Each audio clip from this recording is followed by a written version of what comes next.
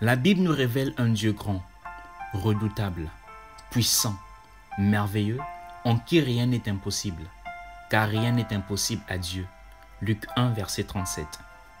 La Bible nous révèle un Dieu dont la renommée s'est accrue par l'accomplissement de ses promesses. Psaume 138, verset 2.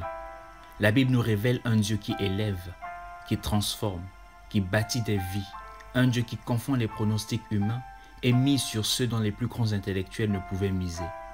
De la poussière, il retire le pauvre, du fumier, il relève l'indigent pour les faire asseoir avec les grands.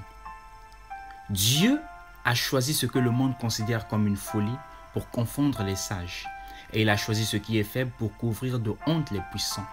Dieu a porté son choix sur ce qui n'a aucune noblesse et que le monde méprise, sur ce qui est considéré comme insignifiant, pour réduire à néant ce que le monde estime important.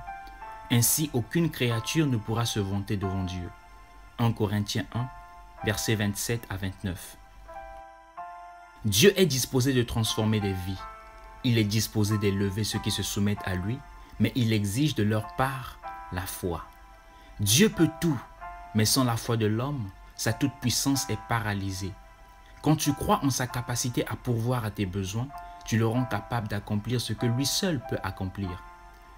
Or, sans la foi, il est impossible de lui être agréable, car celui qui s'approche de Dieu doit croire que Dieu existe et qu'il récompense ceux qui le cherchent. Hébreux 11, verset 6. La foi permet à Dieu d'agir, tandis que la peur permet à l'ennemi d'agir. Pour faire des exploits avec Dieu, il te faut de la foi. Pour échouer, il te faut de la peur. La foi te qualifie pour de grands exploits, tandis que la peur te disqualifie.